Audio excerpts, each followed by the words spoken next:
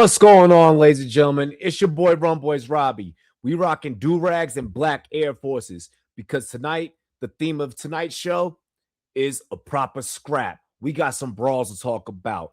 Hit the like, hit the subscribe. Let's get into it. Yo, tune into the Rum Boys, where the fantasy kings reside. Rum Boys Robbie dropping jams, got the league on our side. From the waiver wire to the trade block, we scheming like pros. Building squads to smash the books, watch the haters hit the road. Prop bet popping off, we cashing on the underdogs. Bark, Vegas lines getting crushed, leave us in city in the dark. Over on the yards, other on the picks, we calling it precise. Rum Boys Network got the sauce, turning dubs into a vice. Rum Boys, hype train rolling through the grid all night, setting lineups that ignite, winning leagues, feeling right, beating Vegas every Sunday, stacking chips like it's our throne. Dilly to the dollars, pour it up, we on the zone. Rum Boys, fancy fire. Rum Boys, bets on fire. From the pod to the payout, we the squad that takes it higher.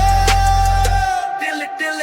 Strolling through the Discord vibes, raw like a rookie can't rush. Rum Boys crew dissecting matchups, no fluff, just a hush. Receivers torching corners, we said it first, now the check's clear. Running it back for the boom, while the books drowning beer. League champs crown themselves with our weekly hot takes. Sleepers waking up, Giants bust getting the breaks. From zero to hero, your roster's reborn in the booth. Rum Boys Fantasy Network, spitting truth, chasing loot. Hey, hit play on the pod, let the energy surge. We the pulse of the playoffs, making grown men converge. Prop on the anytime TD, we nail it, no sweat.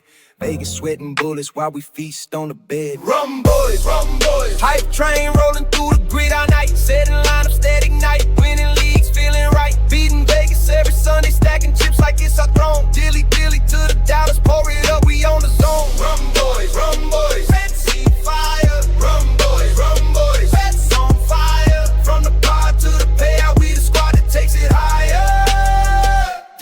So raise your glass to the Rum Boys, are always in the game, winning props, crushing lines, putting leagues to shame. Subscribe, smash that like join the fam today. Rum Boys forever, now go winning dilly all the way. Rum Boys. What is going on, ladies and gentlemen? It's your boy Rum Boys Robbie. Like I said during the intro, we in all black Air Forces, do-rags. We are in for a scrap. We got some brawls that took place in the world of sports. But before we get into any of that, cheers to me, cheers to you, all the Rum Boys and girls. What it do, dilly. Don't worry about what's in my cup. Worry about what's in your cup. What's in your cup? What's in my cup? Drink it. Whatever the hell Lil Wayne said. All right. So we have some action that took place all across the sports world, and we do have action that's going to take place across the sports world this weekend. All right, starting off with the NFL. We are known as a sports show, so we got to kick it off with some sports. But before we do, Shop GLD link is down below in the description. And also get you some merch. Get you some merch. You dig what I'm saying? Got the Rum Boys hoodie, Bang, styling, profiling, logo. But when they close, I wear my own shit. You dig what I'm saying? Let's get into some announcements for the weekend. We do start things off with Championship Sunday. That's right, NFL Championship Sunday. It's the Patriot Way 2.0, basically. All right, as Drake May and the gang head out to the Mile High, head out here to Denver to take on Jarrett Stidham, Rum Boys rookie 2019. Feel free to go check out that interview on YouTube. Going to take on the Denver Broncos in their house. Sean Payton, very damn well good coach team. All right. That line set at 5.5, over under set at 42.5. Patriots favored pretty well on that one, minus 250. Broncos at a 205 dog. So it's a little tantalizing right now, and even just looking at a 5.5 spread, if you think that Stidham can go out there and get it done after not having played in basically a year and a half, 2 years, then I mean, hey, Broncos fans. I know I got a lot of friends out here that are Broncos fans. This is your time to shine. Patriots fans, y'all can re-enter destiny and start up the Patriot Way 2.0. I feel like that there's a theme running here with this whole 2.0 thing as the Rams and Seattle Seahawks find themselves in a vicious NFC showdown. That one at 2.5, 46.5 over under. Okay, so 2.5 on the point spread. Liking that number. Okay, you could take the Rams to cover there, if you're confident in Los Angeles's abilities to win. They are a 120 dog as well. But there's that Legion of Boom 2.0 that can very well level things out. Okay. What's great about this NFL conference weekend, I'm not going to give too many picks because I want you guys to tune in to the Friday night live stream on YouTube and Twitch, to where I really am going to get into the nitty gritty. But the fact that in this game, in both of these games, you have just dog head coaches that feel like that they just are culture fits and city fits for the fan bases, for the cities that they are representing. You have these quarterbacks, two of them in MVP runnings. All right. One of them easily ready to be the master to all these young Padawans. One that's looking to rewrite the narrative from last year of being a potential quote unquote choke artist, trying to rewrite all of his narratives from being a top number 1 draft pick, where he was picked to a team that wouldn't let him take off.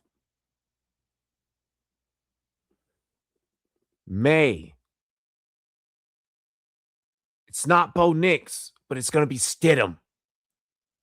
Can Sean Payton get it done with a backup? This has this weird Nick Foles-esque kind of feeling to it. The only difference is that Nick Foles had time during the regular season to be able to step in, and fulfill the shoes heading into the playoffs. This is a conference championship game at home. Then you have Stafford. He's the old man of the group. He's the vet of the group. The true seasoned vet of the group, with an opportunity and ability to ride out in the sunset. And then Darnold, wrapped up in all of this with the ability to rewrite his narratives, to rewrite his story and get things done. But then also, all these teams have the defenses. And what's the age-old saying? Defense is what wins championships. Happy conference championship weekend. Okay, for everyone down in the comments, let me know down below who you guys think are going to win in these games. Let me know your picks. Let me know any props. I might even bring the comment section up during the Friday night live stream and see what some of you guys are talking about and see how some of you guys are feeling. All right, so definitely leave some comments in regards to your NFL picks for the weekend. All right. We are going to keep it on football, but we do want to just quickly recap the fact that a national championship did take place. All right, shout out to college football. All right, first off, salutes, caps off to college football. A season that started with Avery Johnson's family fighting in a puddle in Ireland ends with a corn star crying in Miami Stadium. Best sport on the planet. Shout out to Abella Danger. Absolutely cinematic. Really quick, let's check in on Fernando Mendoza in Miami tonight after winning the Natty. Technically, this is 2 nights, post recorded, but no, for real. Shout out to the homie, the fearless leader, on a 4th down gamble in the 4th quarter, putting the nail in the coffin, if excuse the way that I put it, okay, to seal Miami's fate, okay, in a 27-21 win. Damn good. Damn good. I wish it would have been an 8-point win. And I'm pretty sure that most people out there did have an alternate bet in there for that 7. But hey, that's why we hedge these things. Speaking of the weekend, hey, I don't mind if you guys choose to try and hedge that Broncos game. Just kind of throwing that out there. I'm not the person to sit back and tell you to never hedge your bets. Vegas cheats. Why should you not? 1-800-GAMBLER if you have a problem. So yeah, big shout out to Fernando Mendoza, future Las Vegas Raider. Way to come up huge. Way to come up huge, man, and just upset the University of Miami and Miami's hopes. We are about 200 plus days, 205 plus days away from the kickoff of the next college football season, excuse me. So super excited. Make sure that you guys stay tuned for all the news that's going to be coming throughout the season. Am I going to cover every single transfer portal move? No, but I'm going to cover a lot of the ins and outs and shit and the drama that's happening. I'm going to have a lot of streams where I'm talking just football in general. We have Rum Boys After Dark as well. Really quick. Keeping it on the national championship. Okay. And we still got plenty of time left in our football segment. All right. So I want you guys to be patient. There's some things that in the football world that I do want to bring you guys up to speed on.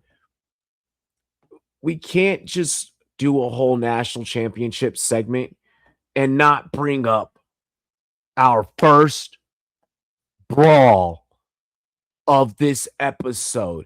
Please tell me that you saw this, chat. Apparently, I'm going to see it. Perhaps you at home have seen it afterwards. That's Mark Fletcher who swung at an Indiana player, which obviously back up. It's Tyreek Tucker and couldn't possibly know what was said. Just smacked fire out of man's. All right.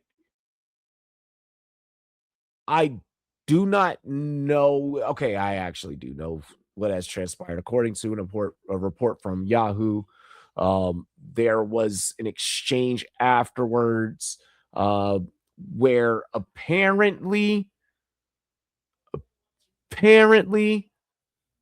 some things were said in regards to the passing of the Mark Fletcher Sr. If audio comes out, I have no problems entertaining it. It's just really hard for me to believe the way that Cignetti has his boys coached. And just from when, you kind of look at the footage, I don't know if he was maybe, saying the game and maybe Fletcher just wasn't having the time for it. At the end of the day, it was so. You also just don't go swinging on nobody for no reason.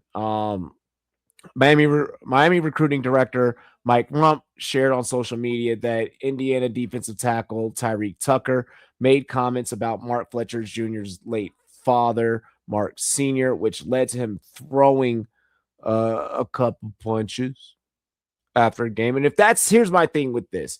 If that takes place, rightfully so. Dude was talking about Mark's dad who passed away last year. Mark is always and will be one of the most classy people you will meet. R.I.P. Mr. Fletcher, Rump wrote. And then in a response to the video on X, Tyreek Tucker posted with the clown emoji and hold that L, ring us. you're not exactly making yourself look better in this situation, Tyreek Tucker. You need to realize that look, if this is going to be your last game, like collegiately, whatever. But you need to realize that there is life and eyeballs on you even after this situation. Um, you got to keep it. You got to keep a cool, level headed. I mean, especially it just makes you look bad in a winning situation. It hurts your NIL offers and deals and your money. I mean, most brands are probably going to look away because you're a national championship winner. It's going to hurt your draft stock, down the line, because NFL teams ain't going to play that shit, So, I mean, it's just a bad look all around. Whether you're looking for another year of eligibility or you're looking to, go ahead and, declare, I don't know, the whole ins and outs for you, Mr. Tyreek Tucker. How much more time you have collegiately, if you're eligible for another year, if you need to declare, whatever the case, if you even want to continue playing football, that's just actions to me that are classless and doesn't show that someone that still wants to continue playing football at a high level. You got to handle yourself with grace, even in the situation, even in the scenario of a win. That's why we love Fernando Mendoza. That's why, Fernando Mendoza has tons and tons of, fans and, TikTok edits and, just everything about like people genuinely, like, I feel like just gravitate towards, your quarterback, your teammate. So if you was talking shit, you deserve to get punched. If nothing was said, same goes for you, Mark Fletcher. Don't hurt your draft stock. Like, you got to find ways to let calmer heads prevail. That's not always easy to let happen, especially if somebody's talking on the dead, especially if they talking on your dead. So honestly, like, either way, like, I don't give a fuck. Like, I'm on your side. Like if someone's talking about your peoples, swing on them. Swing on them.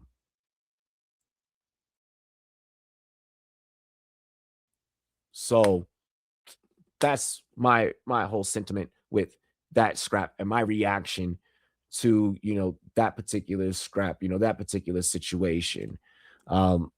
Because talk crap, get smacked, like it is what it is. Like, it is what it is. Speaking of talking crap and getting smacked, this one isn't necessarily getting smacked, but I mean, motherfuckers is clapping back. And this next one right here, motherfuckers is clapping back. All right. And that is no other than, I don't know if you guys saw this today. All right. Football Forever posted shots fired. Quarterback Baker Mayfield went off on his former Browns head coach, Kevin Stefanski, saying he shipped him out of Cleveland like he was a piece of garbage. Baker clapping back. Feld is quite a reach, pal. Still waiting on a text/call from him after I got shipped off like a piece of garbage. Can't wait to see you twice a year, coach. Still called him coach after all this. Stefanski had a dumpster fire at quarterback in Cleveland. Baker Mayfield and Deshaun Watson failed, which started a chain reaction to 11 other starters. Quarterback Shedeur Sanders closed out last season with 7 starts. Bro, you why are you still complaining about your ex? You just got hired, and in all honesty, in a situation where you didn't really deserve like a job, like after the way that you handled your last situation. And in all honesty, I think that most people, if it wasn't for you, Stefanski, talking shit in this scenario, most people would have just forgotten that you ever were with Baker in Cleveland. Most people would have just like just let that go and be like, all right, well, hey, Atlanta, of course, of all people, are going to give Kevin Stefanski a chance. So, I mean, like, why not? Like, you could have just easily taken the Atlanta job and just shut up. but it already seems like you are so set in your ways, Stefanski, that you're probably going to bring this and bring this personality type with you to Atlanta. And I don't know if that's good for the people of Atlanta. I don't know if the people of Atlanta want this. I don't know if the people of Atlanta necessarily wanted you to piss off Baker, who you're going to have to see, to Baker's point, twice a year. Who, even if his veteran weapons choose to leave, that might actually be beneficial for Baker. And Baker's still going to probably put belt to ass. I understand there's an off season to where, yes, you are going to be able to make a plethora of moves to still try and figure out a very much convoluted NFC South. You're a coach. You're not on the field. The best thing for you to do sometimes is just shut the fuck up. You don't, that's your play calling is your play calling. Doesn't necessarily mean that you are controlling the outcomes. No, those guys got to go out there and compete. And last time I checked, it was very public how you tried to sabotage your last quarterback, and very public how he was able to even still put up a decent stat line and overcome some of those odds. I would love to see what a full season of him looks like, of Shedeur looks like. Cleveland is going to be better off without you. This is setting up for a situation to where you're looking like the narcissistic ex, and all of your exes are all about to do better than you. And I'd be willing to bet money that Cleveland is probably going to do better post Kevin Stefanski over the course of the next 3 years than Atlanta is with Kevin Stefanski in the next 3 years. I don't know if Kevin Stefanski even makes it the next 3 years in Atlanta. Because if he does the shit that he did in Cleveland and is blatantly obvious to the Atlanta public, because you're not going to fool the people of fucking Atlanta. So like, it's just interesting. It's just interesting. Like straight up, like it's just interesting. Hey,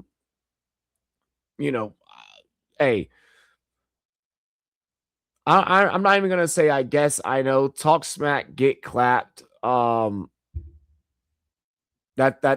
all I can say. That's all I can say. So, yeah. Keeping it with the NFL before I get into any other sports, because there's a lot more scraps that we got to talk about, a lot more brawls that we're going to get into that happened across the world of sports this past week. Brandon Ayuk is finding himself in a stand situation. Again, shout out to Football Forever. If you guys needs a podcast, holla at your boy. You need someone to do some content. You dig what I'm saying? A Brandon Ayuk fan page, Ayuk Daily, says he's deactivating his account after Ayuk never paid him or sent him a signed piece of merch, even though he promised he would. All right, so hear me out. Like, I'm not denying this shit at all, but bro's Instagram post, like Ayuk Daily's Insta post, this is embarrassing for me and Brandon. He said he'd pay me for my work, said he'd be sending me something signed because I asked. I haven't received a single thing. Yada, yada, yada. I've interacted with BA's friend group. They're all cool as fuck. Yada, yada, yada. Anyways, says within 24 hours, I'll be deactivating this page and retiring as a solo creator.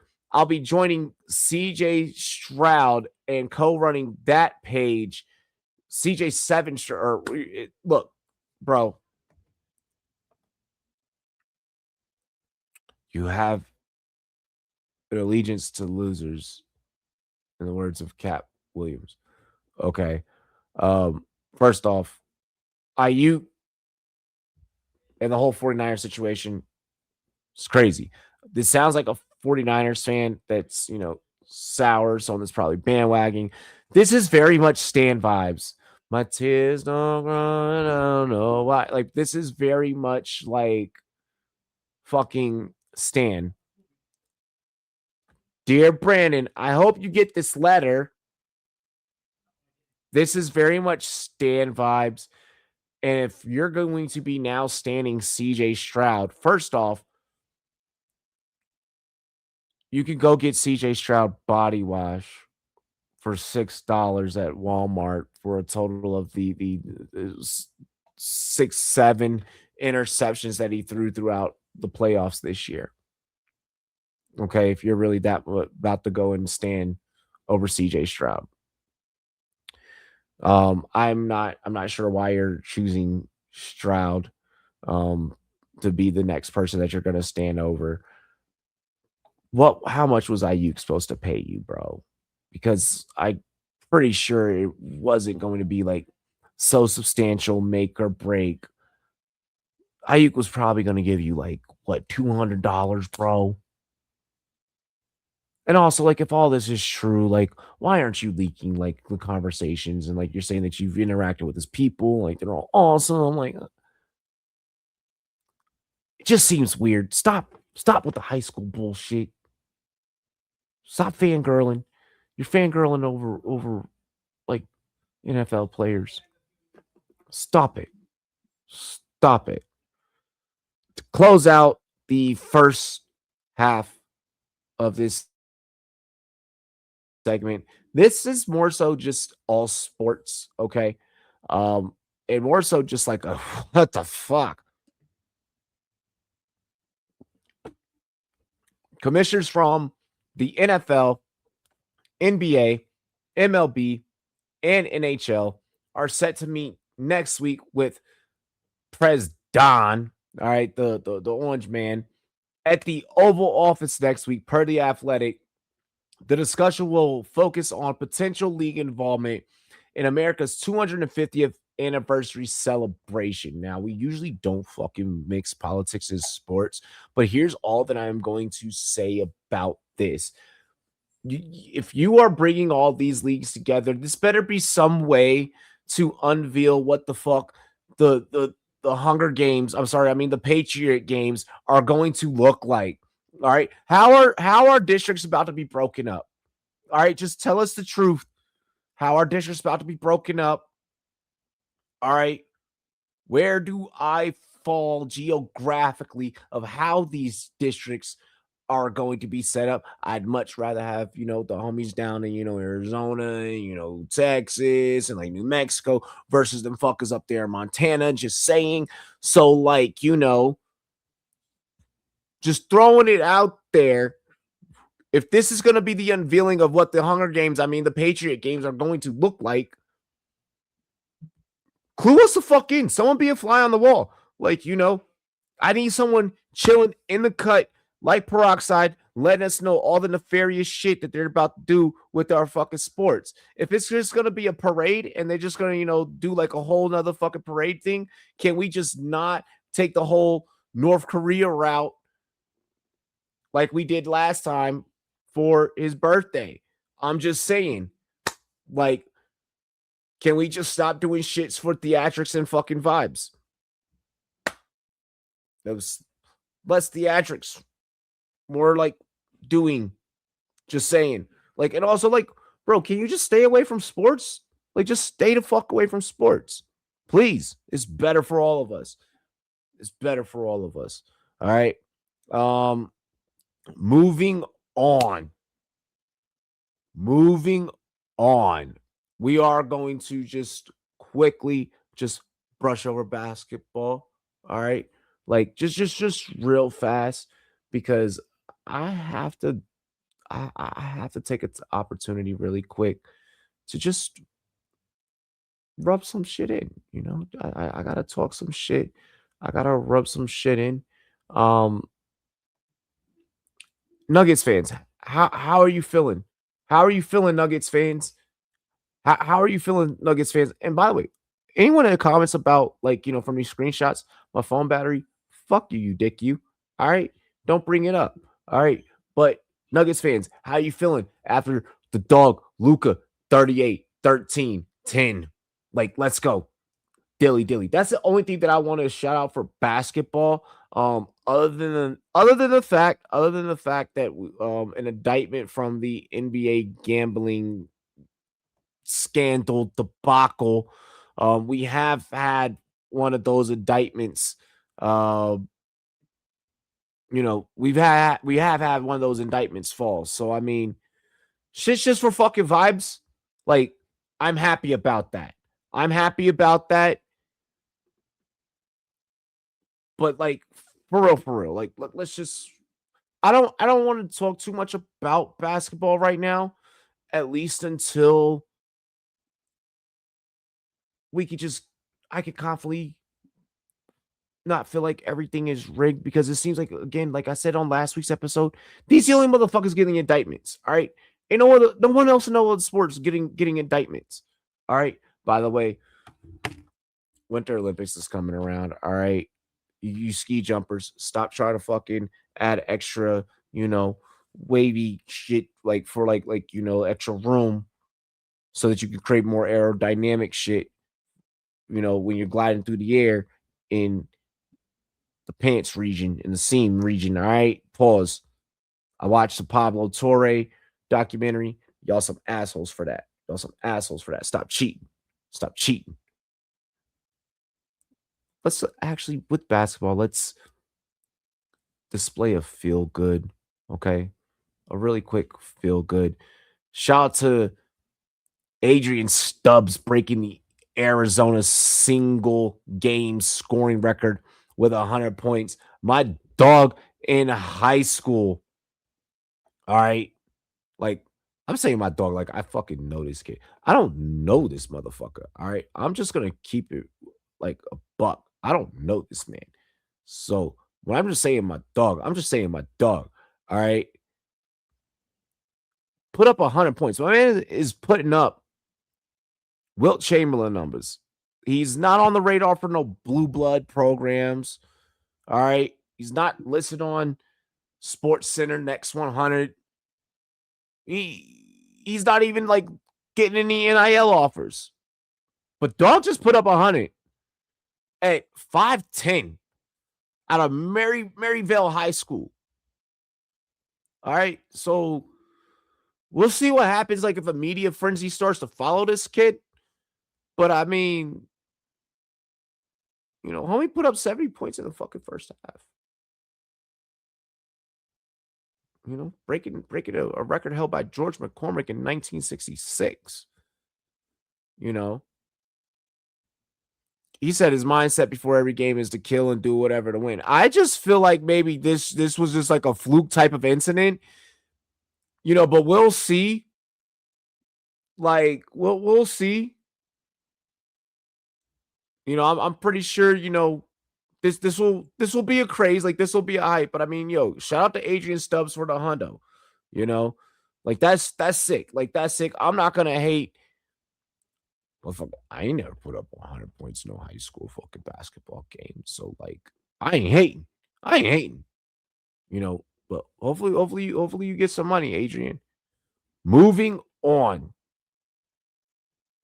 from the world of basketball for the world of hoops.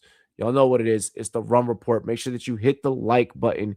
Make sure that you subscribe to the content. I don't even know if I'm gonna get these motherfuckers' names right. All right. I don't even know if I'm gonna get their names right. But we got a goalie fight. Dig what I'm saying? You know what? Fuck it. Fuck me pronouncing the names.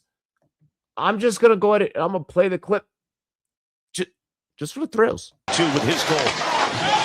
Darnay going to get called for a trip on Becky Samus. Then Rodriguez comes in with a hit on Darnay. Bro, this is so lit. This is so lit. Where's the Djokovic in there?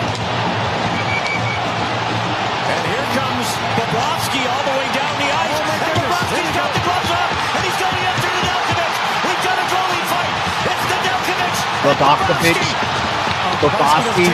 Fucking punch. He's looking for the moment to stand into the shower. I'm mad that Bobrovsky was hesitant to even like step up there and like even like really go in. Ends up taking down Bobrovsky with the tackle. I'm not sure a whole lot of punches landed. Bitch, get the fuck on the ground. Yo, that was late. That was lit. I told you the theme of tonight's show is brawls.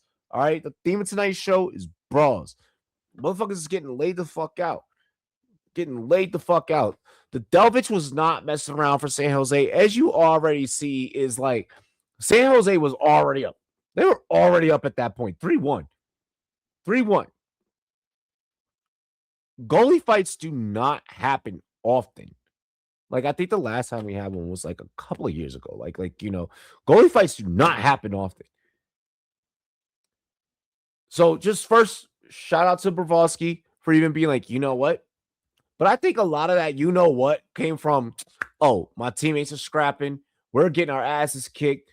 We're not about to win this game anyways. I might as well just make this entertaining for the fans, and just do it for the fucking vibes. Side note, goalie fights don't happen often. I'm not a fan of the prediction market shit. But if somebody made money off of that, or like we're about to start seeing prediction market bets and we start seeing goalie fights go up, as long as we're keeping them sparingly-ish, because this is a beautiful thing in sports. I don't just want to see this start happening all the time. This is a beautiful thing when this happens. Because you know what? It's just a moment of, fuck it. Fuck it. You know what? We're down. Let's go and brawl and see if maybe after this brawl, we can gain some momentum with empty nets. Fuck it. And I just love the strategy. I just love the strategy. And I just love that fucking hockey players get down, bro. I don't know much about hockey, but what I do know is that if I'm in a bar and I see a motherfucker missing teeth and he's, and he sounds like he just walked off the set of Shorzy, I'm not fucking with mans. I'm walking the other way because that dude plays hockey and he's missing teeth while in beer league. I'm just not messing with it. So, hey, shout out to all the hockey players. Shout out to the NHL for giving us a classic moment between the Sharks and Panthers. That shit was fucking lit. All right? The shit was lit. And shout out to Nelkovic on the knockout, bro. Shout out to Nelkovic on the knockout. Yo, Bobrovsky didn't want anything to do with it. He was just out there for the fucking vibes. He was like, yo, I can't be sitting back here in the net looking like a little bitch while everybody's fighting. So let me go and skate down there and let me just try and see if I can just hopefully catch him one good time. Homie did not want the contact. He did not want the smoke. Moving on. All right. Y'all know that I'm a huge golfer, right? I'm a huge golfer. But we got to celebrate one of the most athletic feats that took place during the week. And just hold up.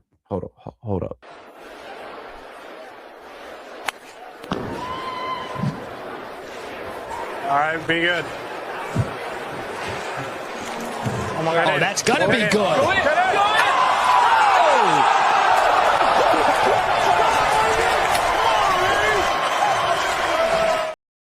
Justin Rose with the first ever albatross in TGL.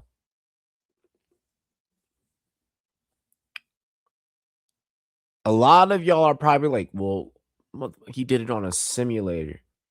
To me, that's more impressive. Like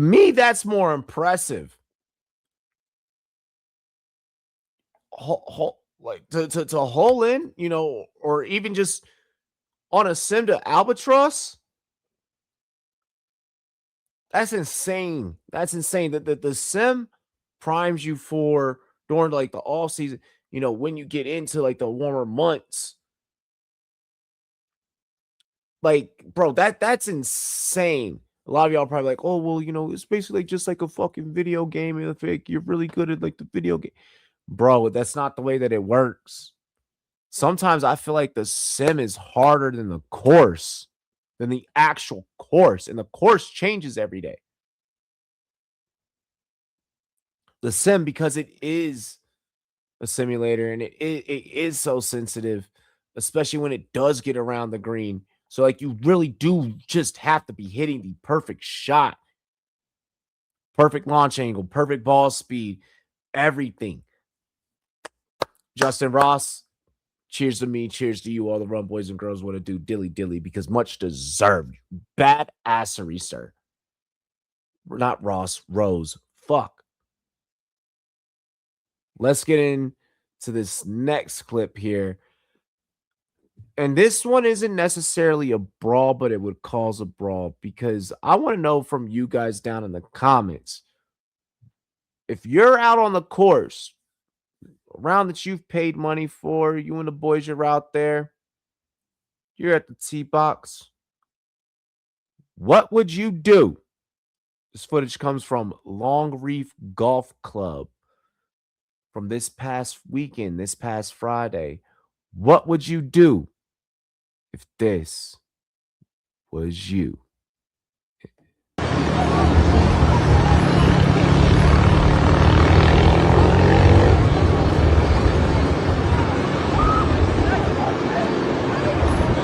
Bikers took over the golf course.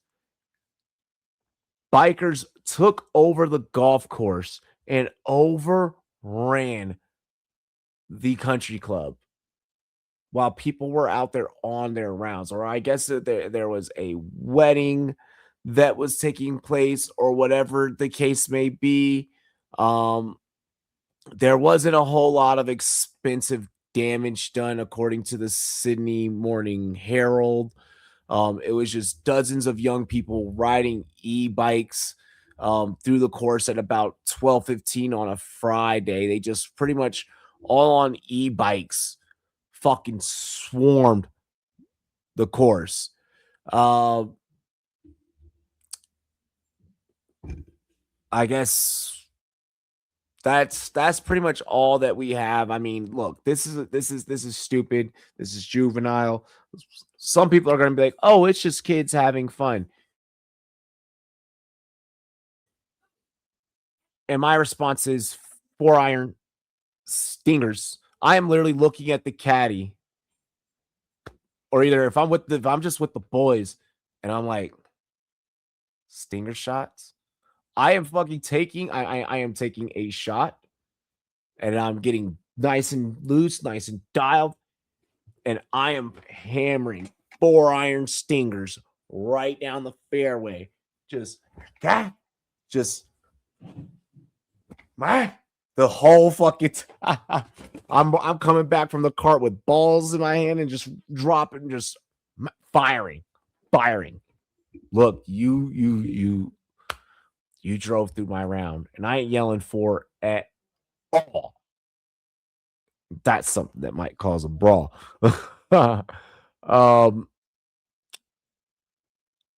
Final topic. Not even that. Not final. Because really quick, close to final topic. I do want to make sure that I shout out the fact that UFC is taking place this weekend. It is going to UFC's back. UFC 324, January 24th. Gaethje, Patty the Batty, O'Malley, Young Thong. You got Acosta versus the Black Beast, Derek Lewis, Silva, Doug Rose. Like the card is sick all the way down to Umar versus Figgy. Like the card is just sick. Tune in Friday night for my picks for UFC. I was going to throw out picks on this show, but Friday's going to be a good betting weekend. So, we kind of want to save some. All right. By the way, spring training opens up in February. Get your families out there to go and enjoy some baseball as the weather gets ready to break. We do have one more topic here. And I'm just going to let the video play here.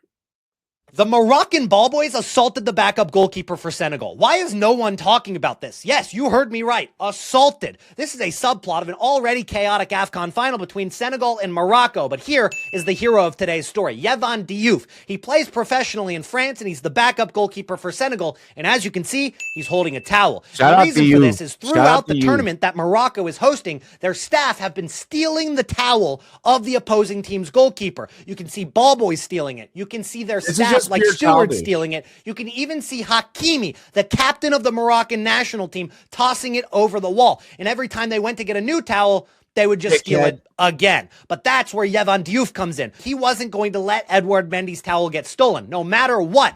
But the Moroccans wouldn't let up. Players were trying to rip it out of his hand. The ball boys even assaulted him and surrounded him. They even chased him down the sideline while the match is going on to try to steal this towel. Look at how far they chase him down the sideline here. They'll stop at no ends. This is clown behavior from Morocco, the host nation. And after Senegal scored, quite frankly, I think that was karma. Share this video right now if you think football justice has been served.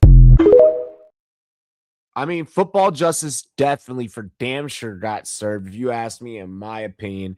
I'm not even a big soccer fan, but I mean, AFCON has to do something about this behavior. I mean, and then it look, you have Senegal kind of like walking off in protest after like a bad call, that also took place. There's like fans and players that end up like damn near like storming the field, and like there was a standoff.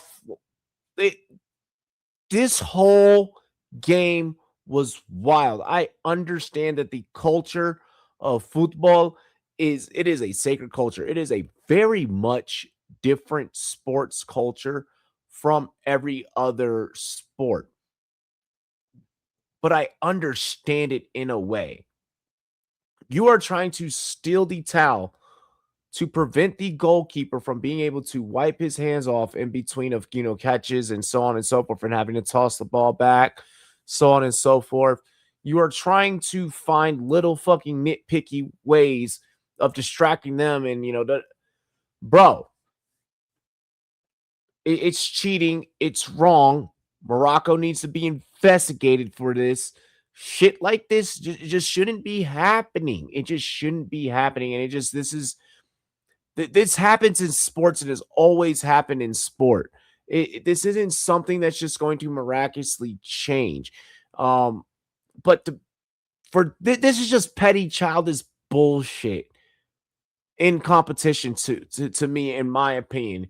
Why we are experiencing it, why we are seeing it, why it is taking place, why was there leadership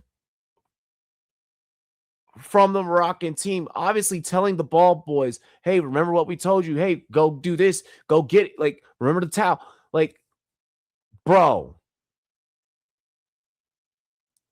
if you're gonna win, if you're gonna play, like, actually get out there and play, actually be about it, like, I understand win at all costs, especially at some of the highest levels, but I mean, come on, brother. It's your boy Rum Boys Robbie. This is the Rum Report. Pretty much my personal sports podcast where I come on and we talk about the wildest shit, react to some of the wildest shit throughout the world of sports. Hopefully nobody be flagging like clips or nothing, and like these shows can stay up and they can go. Otherwise, like YouTube, if you play around me on Twitch, you dig what I'm saying? Get live in the comments.